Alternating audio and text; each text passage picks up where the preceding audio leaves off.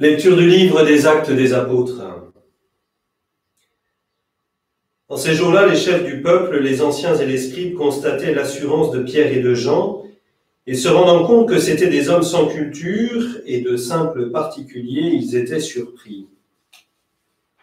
D'autre part, ils reconnaissaient en eux ceux qui étaient avec Jésus. Mais comme ils voyaient debout avec eux l'homme qui avait été guéri, ils ne trouvaient rien à redire. Après leur avoir ordonné de quitter la salle du Conseil suprême, ils se mirent à discuter entre eux. Ils disaient « Qu'allons-nous faire de ces gens-là » Il est notoire en effet qu'ils ont opéré un miracle. Cela fut manifeste pour tous les habitants de Jérusalem, et nous ne pouvons pas le nier. Mais pour en limiter la diffusion dans le peuple, nous allons les menacer afin qu'ils ne parlent plus à personne en ce nom-là. Ayant rappelé Pierre et Jean, ils leur interdirent formellement de parler ou d'enseigner au nom de Jésus. Ceux-ci leur répliquèrent « Est-il juste devant Dieu de vous écouter plutôt que d'écouter Dieu ? À vous de juger. Quant à nous, il nous est impossible de nous taire sur ce que nous avons vu et entendu. » Après de nouvelles menaces, ils les relâchèrent, faute d'avoir trouvé le moyen de les punir. C'était à cause du peuple, car tout le monde rendait gloire à Dieu pour ce qui était arrivé. Parole du Seigneur. Nous rendons grâce à Dieu.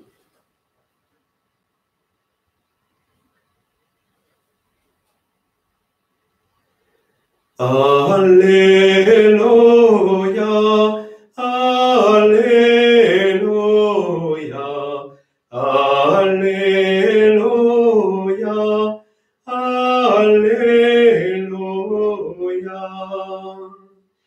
Rendez grâce au Seigneur, il est bon, éternel est son amour. Ma force et mon chant, c'est le Seigneur, il est pour moi le salut. Clameur de joie et de victoire, sous les tentes des justes. Alléluia, Alléluia, Alléluia, Alléluia.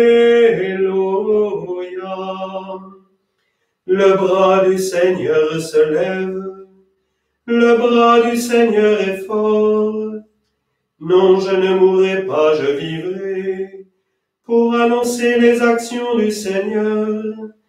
Il m'a frappé, le Seigneur, il m'a frappé, mais sans me livrer à la mort. Alléluia, Alléluia, Alléluia, Alléluia. Ouvrez-moi les portes de justice, j'entrerai, je rendrai grâce au Seigneur. C'est ici la porte du Seigneur, qu'ils entrent les justes. Je te rends grâce car tu m'as exaucé, tu es pour moi le salut. Alléluia,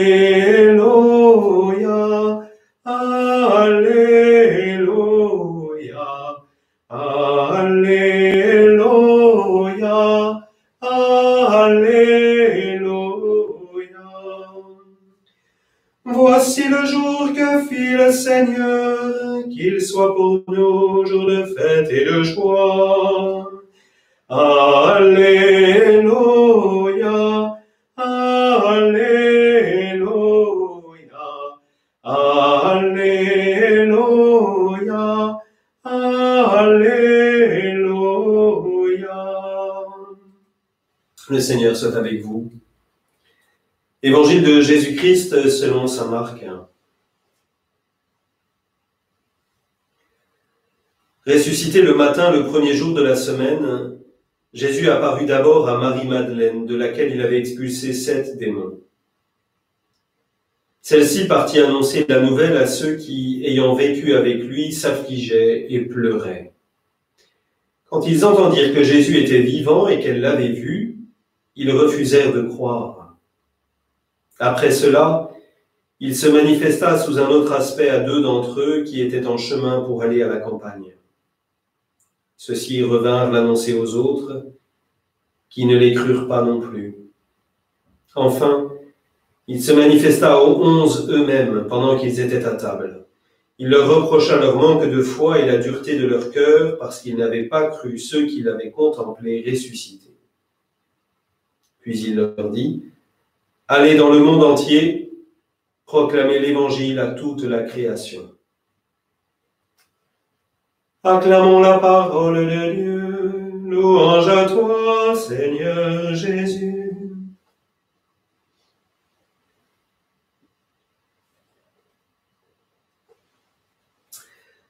En grec, il y a 2 verbes pour exprimer l'acte de voir, de regarder.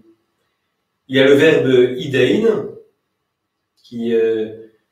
que l'on traduit souvent en français par voir, et puis le verbe theorein, qui exprime plutôt quelque chose d'un regard plus intense, presque d'une contemplation, le fait que je m'arrête pour voir, pour regarder attentivement ce qu'il y a devant moi. Ce qui est marquant dans le passage que nous venons d'entendre, qui est sans doute le passage le plus récent de tous les évangiles, puisque c'est la finale de Marc qui a été rajoutée un petit peu après, au IIe siècle, eh bien, c'est que le verbe qu'emploie l'auteur de ce passage, il est le verbe qui exprime théorein, la contemplation, le regard attentif, perçant, aiguisé sur ce qui est devant nous et qui s'offre à nos yeux. Et je crois que c'est quelque chose qui est très important pour la foi en la résurrection. Si nous espérons, si nous croyons que voir Jésus ressuscité, c'est voir comme ça, de passage, comme nous regardons les choses et les gens habituellement, nous nous trompons lourdement. Et nous ne pourrons pas comprendre, nous ne pourrons pas entrer dans le mystère de la résurrection. Dans le mystère de la résurrection, si nous voulons l'accueillir, si nous voulons le vivre, il faut changer notre regard et contempler, regarder attentivement le Christ ressuscité. C'est toute la conversion qu'ont eu à vivre les apôtres. Et leur refus de croire vient sans doute de cela, de cette adaptation progressive qu'il leur a fallu vivre pour changer un petit peu leurs lunettes, si je puis dire, leur manière de voir, et passer d'un regard finalement assez rapide et superficiel à un regard beaucoup plus profond, à un regard plus attentif. Est-ce que ça ne serait pas une des grâces de ce confinement ?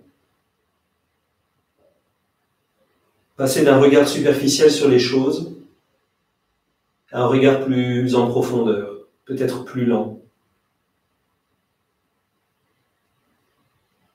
peut-être plus attentif.